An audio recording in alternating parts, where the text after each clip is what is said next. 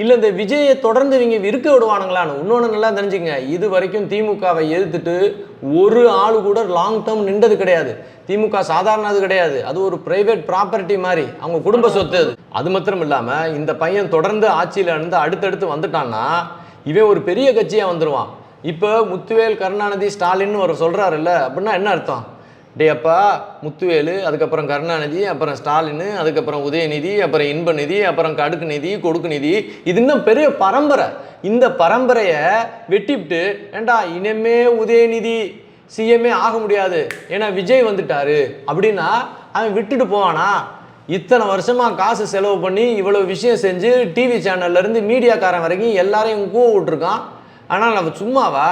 அவன் பாக்கெட்லேருந்து 10 ரூபா எடுத்தா எவ்வளோ கோவம் வந்து அடிய வர்றான். அவன் வருங்கால சந்ததியோடைய சொத்தையே ஒருத்தன் வந்து பிடுங்கிடுறான்.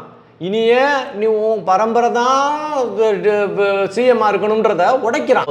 அப்போ விஜய் இனிமேல் பாதுகாப்பாக இருக்க வேண்டிய நிலைமை. அதனால தான் விஜயே அமித்ஷா கிட்ட போய் ஐயா சாமி எனக்கு ப்ரொடெக்ஷன் கொடுன்னாப்ல. ஏன்னா மறந்துடக்கூடாது, இந்த விஜயை அகேன்ஸ்டாக இருக்கணும்னு 40 பேர் செத்தாங்க. 41 பேர் நைட்டு லைட் ஆஃப் பண்ணுவாங்களாம். லைட் ஆஃப் பண்ணி இவ்வளோ அசிங்கம் நடக்குமா? அதுக்கப்புறம் என்னாச்சு? ஐயா இது கொலை, இது சாதாரண விபத்து கிடையாதுன்னு தடவை அண்ணாமலை தான் ஓப்பனாக டிவியில் வந்து பேசினார்.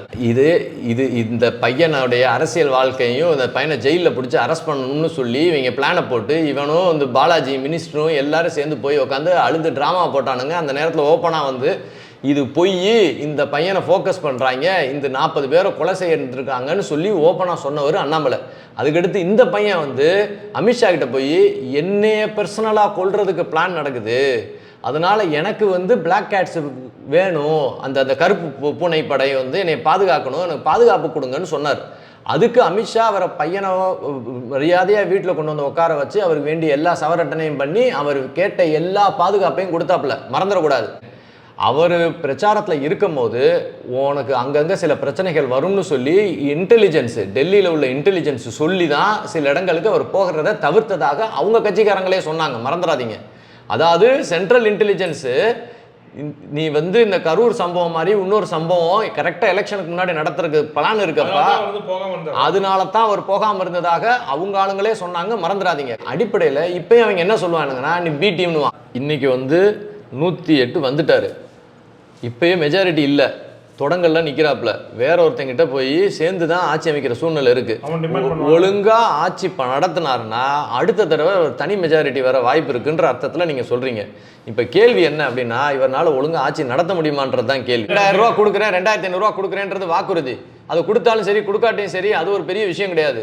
பெண்களுக்கு சேஃப்டி அண்ட் செக்யூரிட்டி வேணும், அது வாக்குறுதியோட முக்கியமானது. தேவையில்லாமல் பேர் என்ன விவசாயிகளுடைய கொள்முதலை நிப்பாட்டி வச்சிருக்கு திமுக. பல பேர் தூக்கு போட்டு செத்துருக்கான் சார். இந்தியாவிலேயே அதிக விவசாயிகள் தற்கொலை பண்ணது தமிழ்நாட்டில். ஒரு டிவி சேனல் பேச மாட்டேன்றான் திமுக காரன். இந்த கடைசியாக பல நாட்களா பல மாதங்களா ஏன் வருடங்களா கடைசி ஒரு வருஷத்துக்குலாம் பார்த்தீங்கன்னா விவசாய கொள்முதலே இல்லை. நடு ரோட்டில் கொண்டு போய் அரிசியை கொண்டு போய் போட்டு அழுதுகிட்டு இருந்த வீடியோலாம் வந்தது. கரெக்டாக 1 மணி நேரம் 2 மணி நேரத்தில் வீடியோ தூக்கிடுவான், எந்த டிவி சேனலும் போட மாட்டான். அவ்வளவு கோவத்தில் தான் சார் மாற்றி குத்திருக்கானுங்க. என்ன விளாட்டு நினைக்கிறீங்களா? எல்லாம் கோவத்தில் இருந்தானுங்க. இந்த பையனுக்கு அடுத்த தடவை தனி மெஜாரிட்டி வரணும்னா இப்போ சார் சொன்ன மாதிரி அவர் நல்ல விஷயங்களை செஞ்சாகணும். மக்கள் என்ன கேட்குறாங்க? Safety security. மக்களை தொந்தரவு பண்ணாத, மக்களுக்கு தேவையில்லாமல் ப்ராப்பர்ட்டி டேக்ஸ் இன்க்ரீஸ் பண்ணாத. திமுக செஞ்ச மாதிரி ப்ராப்பர்ட்டி டேக்ஸை இன்க்ரீஸ் பண்ணாத, குறை. திமுக செஞ்ச மாதிரி கரண்ட் பில்லு இன்க்ரீஸ் பண்ணாத, குறை. விலைவாசி ஜாஸ்தியாக போகாமல் பார்த்துக்கோ. எங்களுக்கு பொம்பளை பிள்ளைய வெளியே போச்சுன்னா நிம்மதியாக இருக்கணும். ஐயோ போயிடுச்சு, 9 மணிக்கு மேலே ஆயிடுச்சு, அவள் எங்கே இருக்கான்னு தெரியலையே, ஃபோன் வேறு சுவிட்ச் ஆஃபாக இருக்கேன்னு பதறக்கூடாது வீட்டில். அதான் சார் என்ன சொல்ல வரேன்னா, ஜெயலலிதா பீரியடில் எந்த கட்சிக்காரங்களும் போலீஸ் ஸ்டேஷன் போக மாட்டாங்கன்னு சொல்லுவாங்க. ஓகேங்களா? அதே மாதிரி லா அண்ட் ஆர்டர் கண்ட்ரோலில் இருக்கும். அது இல்லாமல் எந்த மினிஸ்டரும் காலைல எழுந்து பார்த்தா தான் மினிஸ்டரான்னு தெரிகிற அளவுக்கு இருக்கும். அது மாதிரி இருந்தாலுமே எந்த மினிஸ்டரும் ஓரளவுக்கு கண்ட்ரோலாக வச்சுக்கலாம், தப்பு நிறைய நடக்காதுன்றது தான் ஜெயலலிதாவுடைய ஆட்சி காலத்தில் அந்த அம்மா நினச்சது. மக்கள் கொஞ்சம் நிம்மதியாக இருப்பாங்க, பிரச்சனை அதிகமாக வளராதுன்றது நிறைய பேரோட கருத்து. அதாவது நிர்வாகம் வேறு, அரசு நிர்வாகம் வேறு, அரசியல் வேறு. அரசியல்ன்றது எலெக்ஷன் வர்ற அன்னைக்கு தான், வர்ற வரைக்கும் தான் அரசியல். எலெக்ஷனில் ஜெயிச்சுட்டாச்சுன்னா அதுக்கப்புறம் அரசு நிர்வாகம். வண்டி வாங்குற வரைக்கும் தான் யார் வண்டியை வாங்க போகிறான்றது. வண்டி வாங்கிட்டீங்கன்னா வண்டியோட டிரைவர் நீங்கள், வண்டியை ஓட்டணும் நீங்கள். இப்போ விஷயம் என்னென்னா ஐயா வண்டியை வாங்கிட்டார், ஆனால் வண்டி இப்போ ஓட்டுவாரான்றது தான் கேள்வி. நீங்கள் எப்படி கிளச்சை போட்டு ஸ்டேரிங்கை பிடிச்சி ஓட்டுவீங்களான்றது தான் கேள்வி. இப்போ விஷயம் என்னன்னா 10 லட்சம் கோடி ரூபாய்க்கு மேலே கடனை ஏற்றி வச்சுட்டு போயிருக்கான் திமுக காரன். இப்போ அது மொத்தம் இது வரைக்கும் உள்ள எல்லா கோடியும் சேர்த்தா 10 லட்சம் கோடிக்கு பக்கத்தில் ஆகிப்போச்சு. இவன் திமுக காரன் கடனை ஏற்றி வச்சுட்டு போயிருக்கான். தமிழ்நாட்டோடைய கடனை புதுசாக கடன் வாங்க முடியாது. ஏன் வாங்க முடியாதுன்னா உலகமே போரில் இருக்குது. இப்போ கடன் கொடுக்குறவனும் கஷ்டத்தில் இருக்கான், எவனும் கடன் கொடுக்கறதுக்கு இல்லை, கொடுத்த கடனை வட்டியை திரும்ப கொடுன்னு சொல்கிற நிலைமை இருக்குது. இந்த சூழ்நிலையில் பாதி அரசு ஊழியர்களுக்கு சம்பள பாக்கி, அப்புறம் என்ன நிறைய பேருக்கு ரோட்டில் உட்காந்துட்டு அந்த துப்புரவு தொழிலாளர்கள் எல்லாம் அடித்து உள்ளே போட்டு மிதிச்சானுங்க படுபாவி திமுக காரனுங்க. இவ்வளவையும் பண்ணிட்டு நல்லகுடி பரமசிவன் தூத்துக்குடி வெங்கலம்னு நடிச்சு இந்த தமிழ் தெலுங்கு ஹிந்தின்னு சொல்லி நம்மள வண்டைய கழுவிட்டு இருந்தானுங்க விளங்காதவனுங்க. டெல்லியில இருந்து அவன் வந்துருவான் பிஜேபின்னு ஏமாத்தினானுங்க. அவரும் டெல்லிக்காரர் தான். விஷயம் என்னன்னா திமுக விட்டுட்டு போனது பெரிய ஓட்டை, எல்லாத்தையும் திருடிட்டு போயிட்டான். பரணியில் ஒன்றும் இல்லை, வீட்டில் ஒன்றும் கிடையாது, வெறும் பீரோல் தான் இருக்குது. திறந்து பார்த்தோம்னா பழைய பெட்ஷீட்டு கூட இல்லை, எல்லாத்தையும் தூக்கிட்டு போயிட்டான் திமுக காரன். இப்போ இந்த பையன் வந்து ஃபஸ்ட்லேருந்து ஆரம்பிக்கணும். கேள்வி நல்லா கேளுங்க. போன தடவை இந்த மக்களுக்கு நிறைய பேருக்கு தெரியாத ஒன்று என்னென்னா, எல்லாரும் தமிழ்நாட்டை வந்து பிஜேபி ஆட்சி செய்ய முடியாது, டெல்லி ஆட்சி செய்ய முடியாது, இப்படியே பேசிகிட்டு இருக்காங்க நிறைய பேர் விளங்காமல். கொஞ்சம் யோசிக்கணும். இப்போ வீட்டில் பையன்காரன் அம்மா கிட்ட போய் கம்ப்ளைண்ட் பண்ணுறான், அம்மா சமைச்சிக்கிட்டு இருக்கு போய் கம்ப்ளைண்ட் பண்ணுறான், இந்த மாதிரி வெளியே வந்து டீ கடைக்கு போகணுன்றேன், அப்பா காசு கொடுக்க மாட்டேன்றாருன்னு. ஏன்டா காசு கொடுக்க மாட்டேன்னு நீ போய் கேள்றா, நான் சொல்கிறேன். ஏங்க பையன் வெளியே சினிமா பார்த்துட்டு வரணுன்றான், வெளியே ஏதோ டீ கீ சாப்பிட்றான், கொஞ்சம் காசு கொடுத்து அனுப்புங்க. அவன் கூப்பிட்றாரு அப்பா, ஏண்டா நேற்று கொடுத்த 100 ரூபாய்க்கே நீ கணக்கு கொடுக்கல, இன்றைக்கி என்னடா திரும்ப 100 ரூபா கேட்குற, அந்த கணக்கு கொடுத்துட்டு 100 ரூபா வாங்கிக்கூடான்றார். இப்போ இந்த வீட்டுடைய தலைவர் யார்? அந்த பையனா அப்பாவா? அப்பா தானே தலைவன்.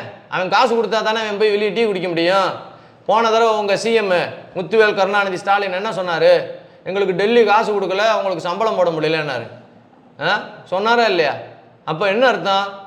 அப்பா காசு கொடுக்கணும். யார் அப்பா? இந்த வீட்டோடைய அப்பா டெல்லி. அப்போ டெல்லியிலேருந்து காசு வந்தால் தான் இங்கே நீங்கள் சம்பளமே போட முடியும்.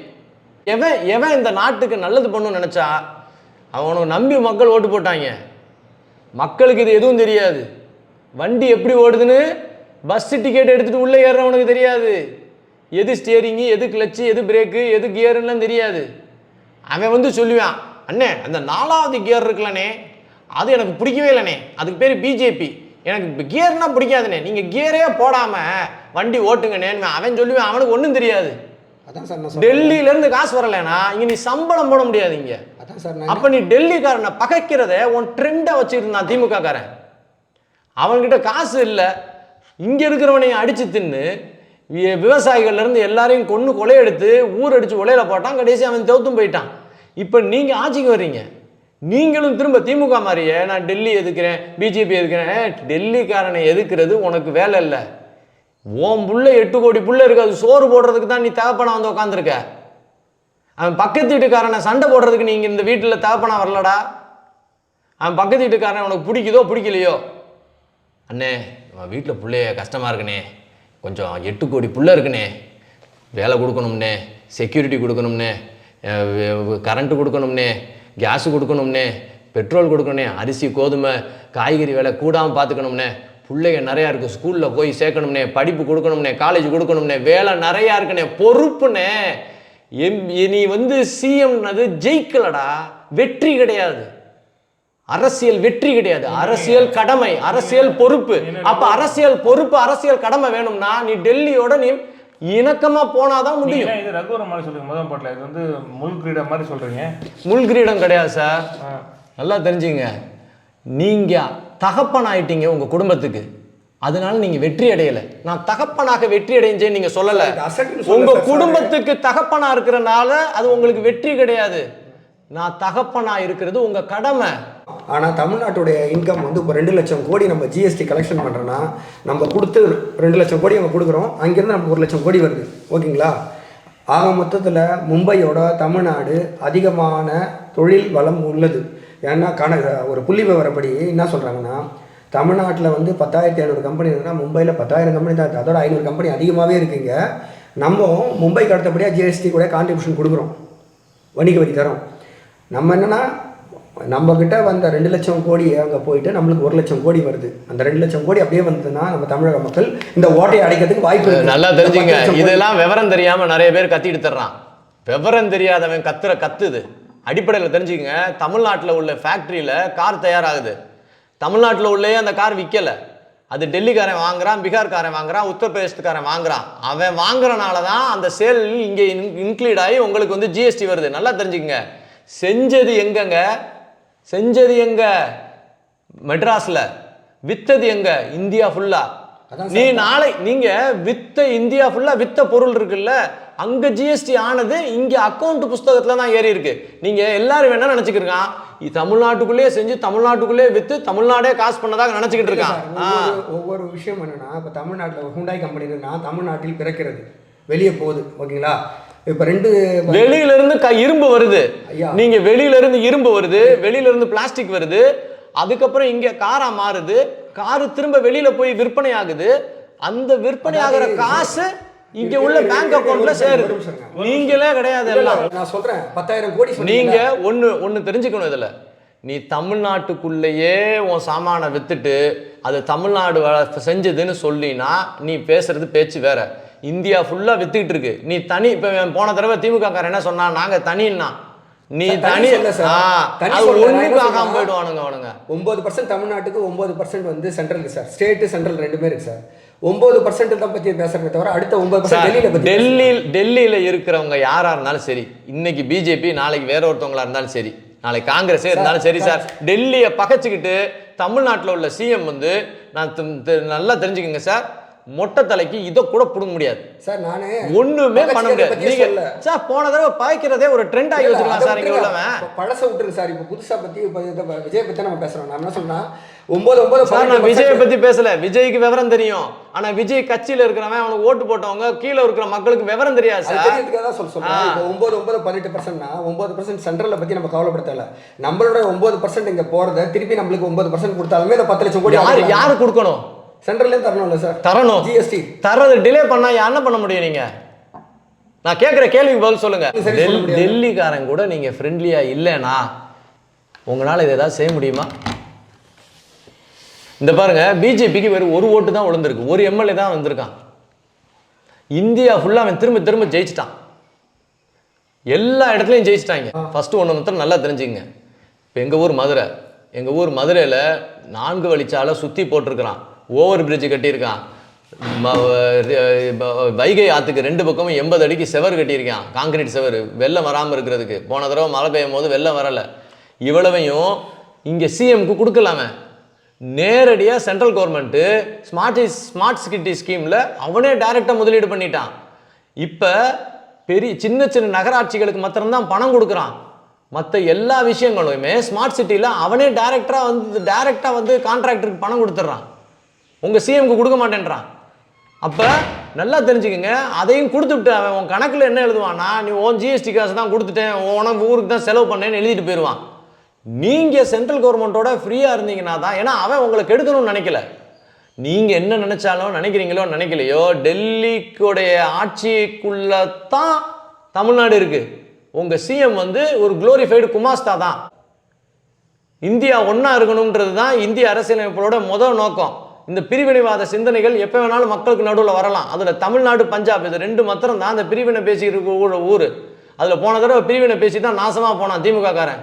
இப்பயும் நிறைய பேர் என்ன நினச்சிக்கிட்டு இருக்கான், டெல்லியை பகைக்கணும், டெல்லியை எதுக்கணும். டெல்லியை பகைச்சு டெல்லியை எதிர்த்தா இங்கே உங்களுக்கு தான் கஷ்டம். இந்த சிஎம் யாரு, புதுசா வர்ற சிஎம் யாரா இருக்காங்களோ அவன் வந்து டெல்லியோட இணக்கமா இருக்கணும். நீ அரசியல் இணக்கம் தேவையில்லை, ஆனா அதிகார ரீதியிலையும் நிர்வாக ரீதியிலையும் இணக்கமா தான் இருக்கணும். நீ சார், நான் வந்து டெல்லி இணக்கமோ இல்ல பகைக்கிறத பத்தி நான் பேசல. நான் என்ன சொன்னேன், நீங்க 10 லட்சம் கோடி கடன், நீங்க எப்படியே பேசிக்கிட்டே இருங்க. 10 லட்சம் கோடி நீ அவன் இணக்கமா இருந்தா, உங்க பக்கத்து வீட்டுக்காரங்கிட்ட அக்கா சாம்பார் நீ வீட்டுல விருந்தாடி வந்திருக்காங்க, சாம்பார் இல்லைங்கக்கா, நீங்கள் வீட்டில் எக்ஸ்ட்ரா வச்சுருந்தீங்கன்னா ஒரு கப்பு சாம்பார் தரீங்களா அப்படின்னு போய் கேட்டிங்கன்னா அவள் கொடுக்கணும். அவள் கூட நேற்று வரைக்கும் சண்டை ஓடுவீங்களாம். அதுக்கப்புறம் அக்கா சாம்பார்னா அவள் கொடுப்பாள.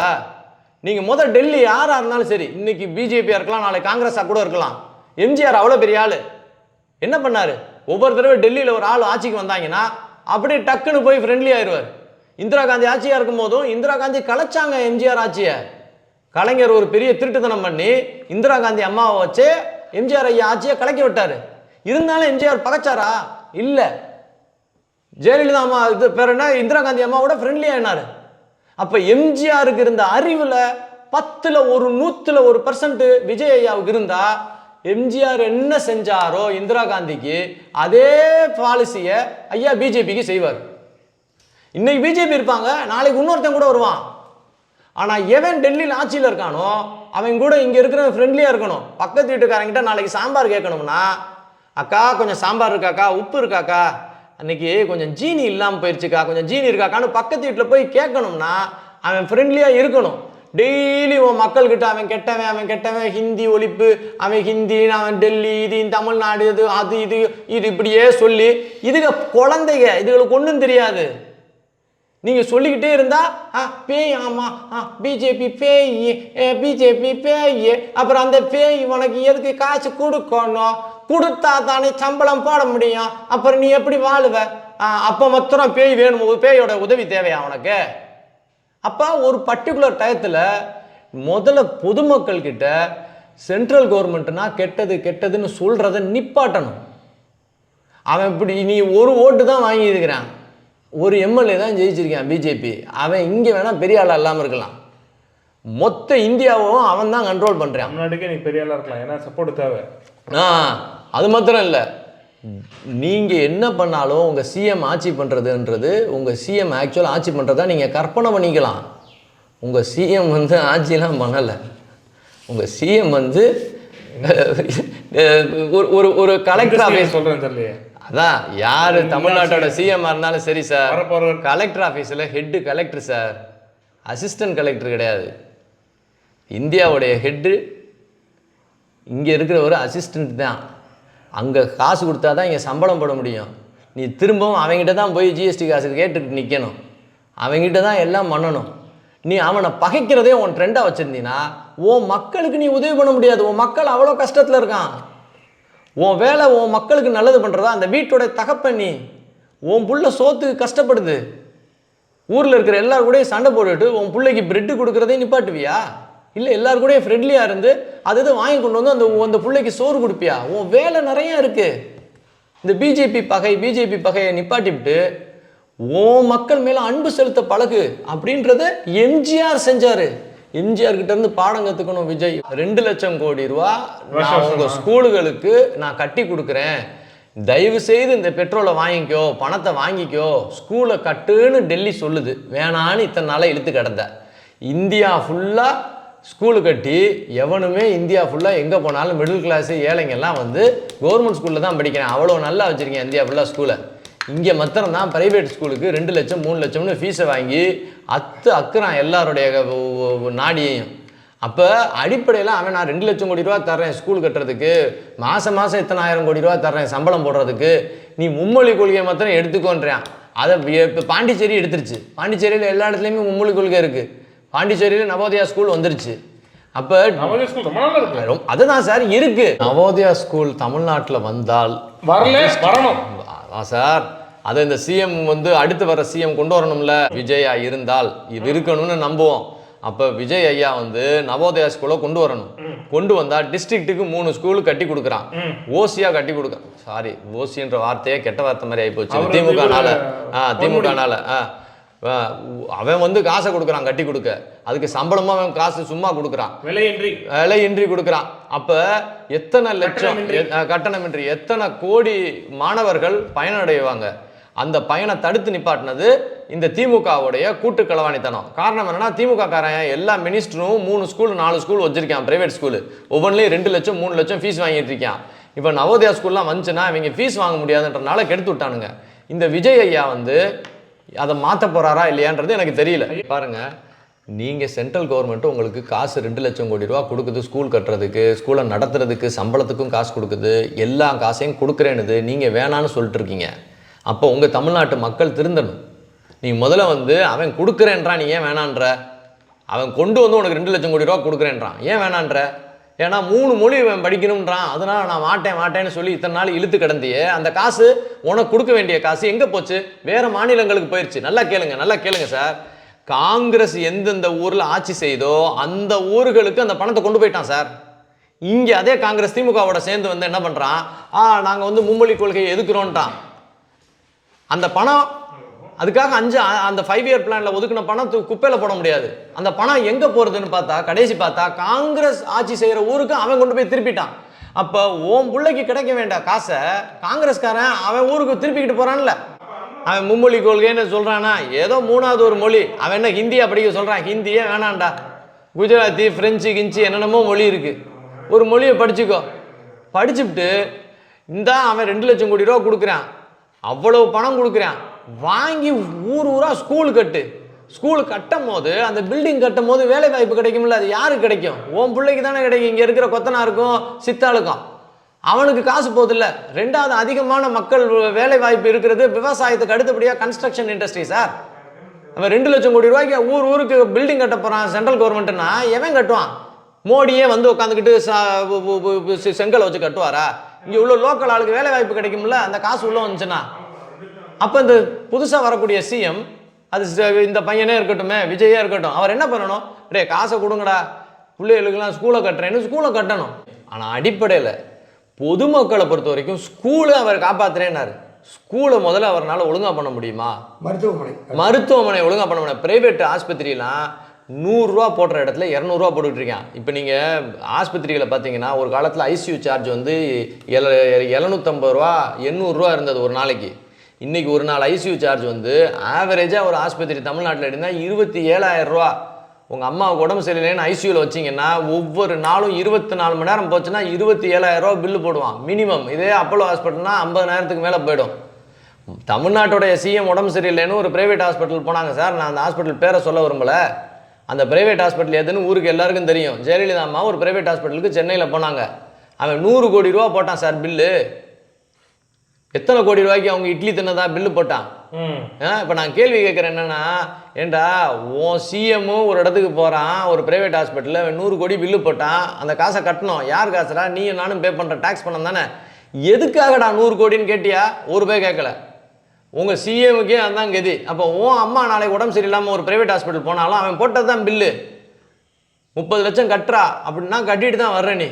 அப்போ நீ ஒரு பிரைவேட் ஹாஸ்பிட்டலுடைய எண்ணிக்கையெல்லாம், அதாவது அதோடைய விலைப்பட்டியலில் நீ தீர்மானம் பண்ணியிருக்கோம்ல. எம்ஆர்பின்னு ஒரு பிஸ்கெட் பாக்கெட்டில் இருக்குது.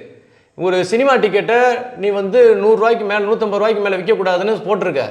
ஒரு மொஃபசூல் பஸ்ஸுக்கு நீ 1000 ரூபாய்க்கு மேலே வந்து பஸ் டிக்கெட் விற்கக்கூடாதுன்னு போட்டிருக்க. அது பேர் ப்ரைஸ் ஃபிக்ஸிங். அப்போ சினிமா டிக்கெட்டுக்கு ஒரு குறிப்பிட்ட அளவுக்கு மேலே நீ விற்கக்கூடாது, ஏன்னா மக்களுடைய பணத்தை நீ திருடிடக்கூடாது. தேட்டர் ஓனரு ஒரு பஸ் டிக்கெட் ஒரு குறிப்பிட்ட அளவுக்கு மேலே விற்கக்கூடாது, ஏன்னா அந்த பஸ் ஓனரு மக்களுடைய பணத்தை திருடிடக்கூடாது. ஏன்னா டெய்லி திருடிக்கிட்டு இருக்கான்டா பிரைவேட் ஆஸ்பத்திரி. அப்போ நீ ஃபிக்ஸ் பண்ணணும்ல, என்னென்ன வைத்தியம் என்னென்ன விலைக்கு மேலே நீ ஓடக்கூடாதுன்னு. அது நீ போட்டிருக்கிற. ஏன்னா நீ வந்து பேர் என்ன, கலைஞர் காப்பீட்டு திட்டமும் சரி, அப்புறம் அம்மா காப்பீட்டு திட்டமும் சரி, சென்ட்ரல் கவர்மெண்ட் காப்பீட்டு திட்டமும் சரி, இன்னென்ன நோய்களுக்கு இன்னென்ன விலை தான் போடணும்னு ஒரு பட்டியல் போட்டிருக்கான். அப்போ பட்டியல் உங்ககிட்ட இருக்குது. அப்போ அந்த பட்டியலை எல்லா ஆஸ்பத்திரிக்கும் நிர்வாகம் பண்ணி இந்த பட்டியலுக்கு மேலே பில்லு போட்டினா உன்னோட ஹாஸ்பிட்டல் லைசன்ஸை கேன்சல் பண்ணுவேன்னு இந்த முதலமைச்சர் சொல்கிறதுக்கு இந்த முதலமைச்சருக்கு தேவை ஒரு பேனாவும் ஒரு இங்கும் தான். ஆனால் அதை அவர் செஞ்சார்னு வச்சுங்க, பல லட்சக்கணக்கான மக்கள் பிரயோஜனமாவாங்க. தேவையில்லாமல் அந்த பிரைவேட் ஆஸ்பத்திரி ஊரடிச்சு உலையில போட்டுக்கிட்டு இருக்கிறானுங்க. கார்பரேட் எவன் கார்பரேட்டு? ஒவ்வொரு பிரைவேட் ஆஸ்பத்திரியும் கார்பரேட்டு தான். ஒவ்வொரு பிரைவேட் ஸ்கூலும் கார்பரேட்டு தான். அம்பானி அதானி மாத்திரம் கார்பரேட் இல்லை. அம்பானி அதானியை நேரடியாக நம்ம கொள்ளையடிக்க மாட்டான். இந்த ஸ்கூலுக்காரனும் இந்த ஆஸ்பத்திரிக்காரனும் நம்ம ரத்தத்தை உறிஞ்சி டெய்லி கொள்ளையடிச்சிட்டு இருக்கானுங்க. அவங்க தான் உண்மையிலேயே பிளட் கார்பரேட், ரத்த கார்பரேட்டு, கார்டேரியனுங்க. ஆனால் அவங்கள எவன் சங்கு அந்த பேய்களுக்கு, பிரைவேட் ஆஸ்பத்திரி ஓனர்களுக்கு எவன் மணி, அந்த பூனைக்கு எவன் மணியை கட்டுறது? இந்த சிஎம் கட்டுவாரா? இவர் அந்த சட்டத்தை கொண்டு வர்றான்னு வச்சுங்க. எல்லா பிரைவேட் ஹாஸ்பிட்டலும் ஒரு சிண்டிகேட் வச்சிருக்கான், ஒன்றா வச்சிருக்கான். எல்லாரும் ஒன்றா சேர்ந்துருவான். சேர்ந்து கொண்டு வந்து தனியாக ஐயா கவர்மெண்ட் ஹாஸ்பிட்டல் எல்லாரும் கொடுக்க முடியுமா? 8 கோடி பேர் இருக்கும், எல்லாருக்கும் அதை பண்ண முடியுமா? அதாவது நீங்கள் அப்போ நீங்கள் கவர்மெண்ட் தேட்டர் கட்டுங்க, கவர்மெண்ட் பஸ்ஸில் போங்க. நான் சொல்கிறீங்க, பஸ் டிக்கெட்டை நீ ஃபிக்ஸ் பண்ணி இல்லை நீங்கள் கவர்மெண்ட் பஸ் 1000 ரூபாய்க்கு மேலே இல்லை 1500 ரூபாய்க்கு மேலே ஒரு மொஃபசூல் பஸ்ஸுக்கு டிக்கெட்டு காஸ்ட் போடக்கூடாதுன்னு ப்ரைஸ் ஃபிக்ஸிங் பஸ் டிக்கெட்டுக்கு பண்ணீங்களா இல்லையா? நீங்கள் ஒரு சினிமா தேட்டரில் 150 ரூபாய்க்கு மேலே டிக்கெட் விற்கக்கூடாதுன்னு ப்ரைஸ் ஃபிக்ஸிங் பண்ணீங்களா இல்லையா? உங்களுக்கு சினிமா டிக்கெட் விலையை ப்ரைஸ் ஃபிக்ஸிங் பண்ண தெரியுது, ஒரு பிரைவேட் ஹாஸ்பிட்டலில் வர்ற வைத்தியத்தோட விலையை ப்ரைஸ் ஃபிக்ஸிங் பண்ண தெரியாதா? அதான் உங்களுக்கு விலைப்பட்டியல் ஏற்கனவே இருக்கே. உங்களுடைய கலைஞர் காப்பீட்டு திட்டம், சென்ட்ரல் கவர்மெண்ட்டோட காப்பீட்டு திட்டத்தில் ப்ரைஸ் ஃபிக்ஸிங் வச்சுருக்கீங்களே, அதை சட்டமாக்க வேண்டியதானே? இந்த ரேட்டுக்கு மேலே அதிகமாக ரேட்டு போட்டேன்னா செத்தடா, அவங்க லைசன்ஸ் கேன்சல்னு போட்டு சட்டத்தை எவ்வளோ நேரம் ஆகும் உனக்கு? இந்த இங்கில் அப்படி அப்படி அப்படி விஜய் அதோட முடிஞ்சு போச்சுல்ல. இந்த பிரைவேட் ஹாஸ்பிட்டல் இந்த மக்களை கொள்ளையடிக்கிற ஒரு செகண்ட் நிப்பாட்டிடுவியா இல்லையா? இந்த பிரைவேட் ஸ்கூலுக்கெல்லாம் 2 லட்சம் 3 லட்சம்னு வாங்கிட்டு இருக்கிறான் ஃபீஸு. போடுறா சட்டத்தை, 50,000க்கு மேலே பிரைவேட் ஸ்கூல் விற்கவே கூடாது, சீட்டை போடு, ஒரு கையெழுத்தானா விஜய் முடிஞ்சுல. ஒரு பிரைவேட் ஸ்கூலும் ஒருத்தனையும் திருட முடியாது. ஏன் நீ ஒரு பிரைவேட் இன்ஜினியரிங் காலேஜில் 30% வந்து ஏழை மாணவர்களை கட்டாயம் சேர்க்கணும்னு நீ சட்டம் வச்சிருக்கியே, ஒரு பிரைவேட் ஸ்கூலில் 30% ஏழை மாணவர்களை கட்டாயம் சேர்க்கணும்னு ஒரு சட்டம் கொண்டு வா. அத்தனை ஏழை மாணவர்களும் சீட்டு கிடைச்சிருமேடா. எதுக்கு நான் ஒவ்வொரு தடவையும் போய் கஷ்டப்பட்டுக்கிட்டு இருக்கான்? அவன் கவர்மெண்ட் ஸ்கூல்லேயே எல்லாம் கிடைக்கணுமா? போ, ஒரே ஒரு கையெழுத்து விஜய், கையெழுத்து போடுறா.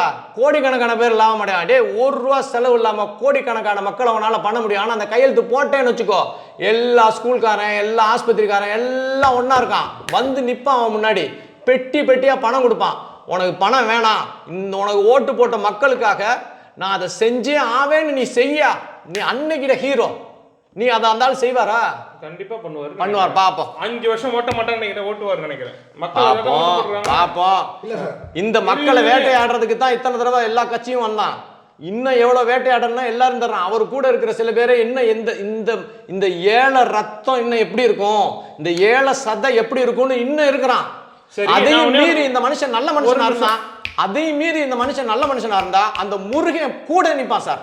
ஒன்னே கேக்குறேன், அந்த நீங்க சொல்றதெல்லாம் பாத்தீங்கன்னா அந்த கோபடத்துல ஜெயிச்சுட்டு அப்புறம் அந்த வில்லன் வந்து சொல்லுவான் தெரியுமா, ஏய் இதெல்லாம் என்னடா இப்படிதான் இருக்கும் அந்த. ஆனா அந்த கூட்டம் நல்லா கூட்டம் பாருங்க, அந்த வில்லன் கெட்டவனா இருப்பான், அந்த இருப்பான்ல அந்த சிஎம் ஆகிட்டு வருவான்ல. இப்போ நீ கிட்டத்தட்ட அது மாதிரி தான் சொல்றது. நீங்களாம் பாக்குறது பாத்தீங்கன்னா விஜய் நல்லவரா இருப்பார், கூட இருக்க கூட்டம்லாம் வந்து திருட்டு கூட்டம் மாதிரி நீங்க அப்படிதான் நினைக்கிறீங்க.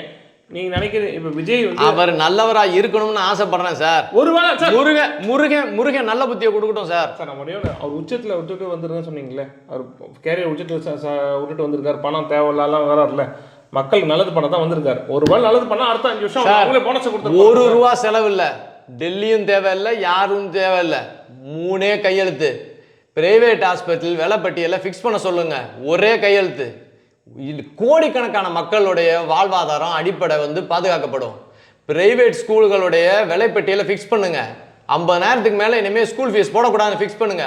கோடிக்கணக்கான மக்கள் வந்து லாபம் அடைவாங்க. எந்த சிபிஎஸ்இ மண்ணாங்கட்டி ஸ்கூலா இருந்தாலும் 50,000க்கு மேல ஃபீஸ் போடக்கூடாதுன்னு ஒரு சட்டம் தானே சார் ஆக போகுது. இன்னைக்கு அந்த சட்டம் இல்லாதனால சார் 2 லட்சம் ரூபா ஃபீஸ் போட்டுக்கிட்டு இருக்கிறான் பிரைவேட் ஸ்கூல்காரன். எல்லா இன்ஜினியரிங் காலேஜ்லையும் 30% ஏழை குழந்தைய சேர்க்கணும்னு சொல்லிருக்கிறீங்கள, எல்லா பிரைவேட் ஸ்கூல்லையும் 30% ஏழை குழந்தைய கட்டாயம் சேர்க்கணும்னு சொல்றா.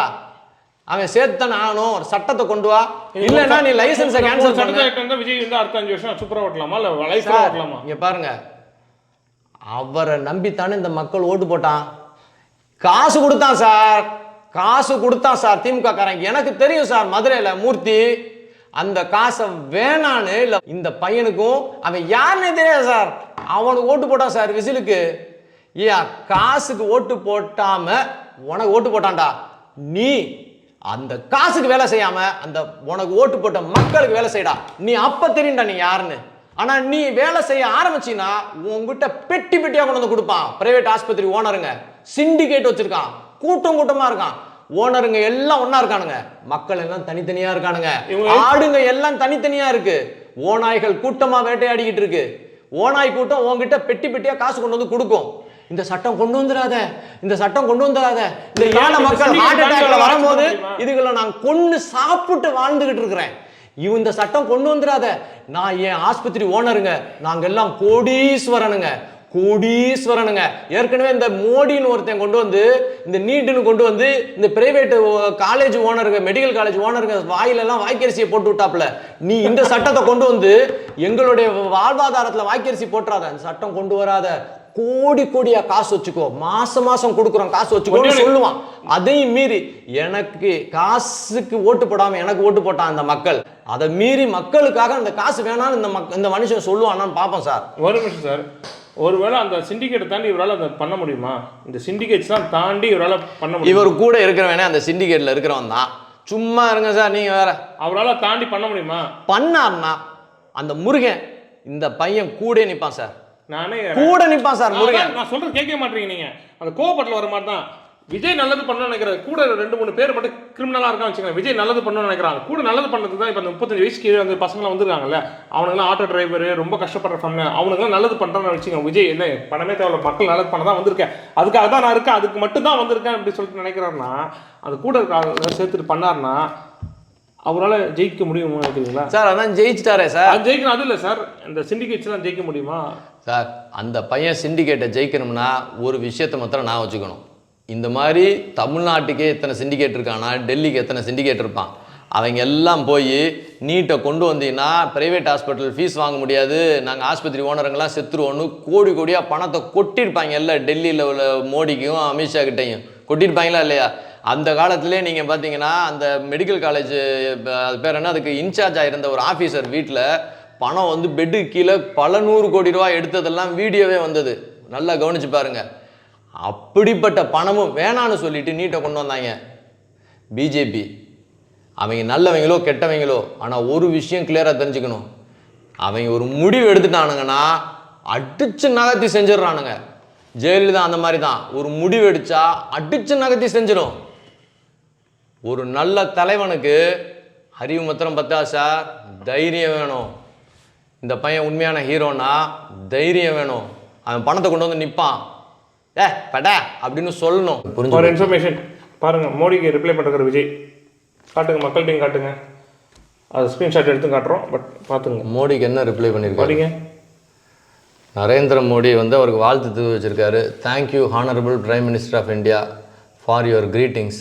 தி well being of our people remains our only goal. பிரமாதம். இதில் அவர்னு போட்டது ரொம்ப நல்லது, நம்மளுடையன்னு போட்டிருக்காரு. இந்த தமிழ்நாட்டு மக்களுடைய நலன் நம்மளுடைய, என்னுடையன்னு அவர் சொல்லலை, மை ஒன்லி கோல்னு சொல்லலை, அவர் ஒன்லி கோல்ன்ட்டார். அப்போ அதுலேருந்து தெரியுது, இதை படித்து இந்த திமுக காரன் இப்போ வந்து விஜய் வந்து பி டீம்னு வாங்க.